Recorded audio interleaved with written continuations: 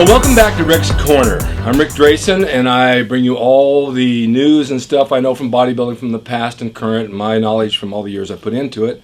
And you guys have been a wonderful audience, and I keep coming up with new ideas and new thoughts I'd like to share. One of them is Plan B. Now, your Plan A is to be a bodybuilder. I understand that. I had Plan A as well as the guys back in the Golden Era. But you got to think of Plan B. What happens when it doesn't work? What happens when you put your hopes into something and all your dreams and you want to make a living from it and it just doesn't happen? You got to have Plan B. If you don't have Plan B as you get older, you end up with nothing. And many have.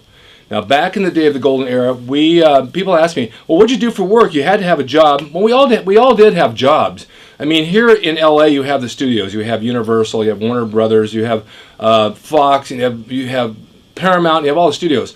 And back in those days, it wasn't too hard to get a job in sound, maybe an electrician, a driver, which drivers make very good money. And you do work long hours, but you work a lot of nights as well, and so you can still get to the gym and do those things. Several people worked as bouncers. There were no trainers really, none to speak of, but they had different jobs. But you got to find your place in life. And everybody wants to be Arnold. Arnold made it big in bodybuilding, he made it big in acting, he made it big in politics. That's one man only that's done that. So not everybody's going to be Arnold. It's just not the way it goes. If you look at most of the bodybuilders today, some get endorsements, some don't. Some make money for a while when they're on top, and they make it from the endorsements. And when the endorsements stop, then what? Sometimes they have their own products, they do signatures on things, whatever they can do to make a living. But when all that goes away, and you're 30 years old, and you're 35 years old, or 40 even, what do? You got to have Plan B. And Plan B is stay in school, get an education, find a career, find something that you really enjoy to do as a passion that will bring a living and put food on the table. Because when you don't have those things, you end up with a regular job that you don't want, and you become depressed. And you think, oh my God, now I can't make any money, I can't train, I don't eat like I want to, and your life goes to crap. I've seen it happen over and over and over. And even the kids that I train for wrestling, I mean, they all want to be WWE superstars. And it's not going to happen to 99% of them. It's not going to happen. There's only a handful that make it on top, and to stay on top is hard. There's a lot of politics involved. There's not a lot of money until you're on top, and there's only 3 or 4 guys really making it big. The rest are making a living and working odd jobs. And then they're getting injuries, and they're not being able to work because they can't work. They're injured, and they can't even train. It's the same thing in bodybuilding. You know, you rip muscles, you take a certain amount of drugs, and your muscles get stronger than your tendons, and your tendons snap. You have elbow injuries. We all have bad elbows, bad shoulders, bad knees, and you don't want to do physical labor because it's too painful. So my theory is that you got to have something to fall back on. One day you'll get married, you'll have a family. You want to be able to afford that. You want your girlfriend, your wife to respect you for making a living and having something that you can bring home, and your kids especially to look up to you and know that you're a winner. Not only to have a good body, but have a brain and know how to do something. I'm giving you good advice because back in the 70s, I had a lot of friends I trained with down at Gold's. Many would come out and train, many would go home broke, and they got jobs on farms or wherever they did, and that was the end of their bodybuilding career.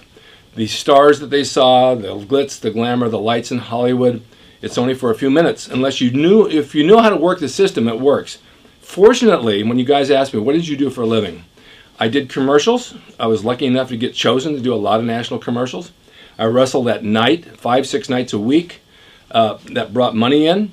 I was able to collect unemployment in between the commercials because you pay into it, and when you're not working, they pay you back, and that's just how most actors do it.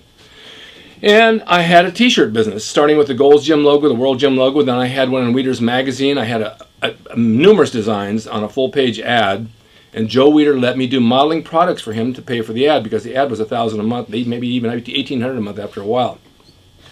But selling my designs on the internet was all mail order. There's no internet. I'm sorry to say that. Selling my ads in the magazine, my t-shirts, my license plate frames, baseball caps, made me a lot of money back in the 70s and 80s. A lot of money came in, which I put away. I invested. I bought mutual funds. I put it into different areas. I bought a house. I made sure that by the time I was 35, by 35 I owned my own home. I had 2 cars, 2 motorcycles, and I had plenty of things that I invested in, things that made me money. And so these are things that you need to think about. You're 20 years old now, you're training, you want to be big and pumped, that's ego, I know that, we all do it, that's fine. But get an education. Treat people with respect, like I said, on the camaraderie with Rich Piana. You'll never have enemies if you do, and you'll have people who are willing to help you along the way by treating them fair and be right to them. Don't disrespect them, because going up the ladder, you go back down, you run into the same people you disrespected, and they won't help you. So my thoughts are to you is train hard, eat right, treat yourself with respect, treat your family with respect, treat your friends and coworkers with respect, and try to reach your goals, and you will make it. You will have something later in life. You don't want to end up without anything. I see too many at Venice Beach that I knew way back, and they never advanced one iota. I had one friend tell me, he was a wrestler and a bodybuilder, and he was good. He said, if I haven't brought it to the table for myself by the time I'm 40, it's not going to happen. That's the farthest thing from the truth. I started to blossom at 40, 45, 50. Here in the mid to late 60s, I'm doing better than ever because I put my brain to use. And what made me put my brain to use was the discipline that I used in bodybuilding. The same as Arnold. When you're disciplined to get to the gym, to eat right, to live a clean life, and to organize your schedules and your time, you will benefit. And you will have something in the bank, and you will have a family, and you'll have respect. So that's my thing to you. It's brought from the Golden Era. This is what we did, a lot of us. And many guys are successful today, and there's many who aren't because they didn't follow that advice.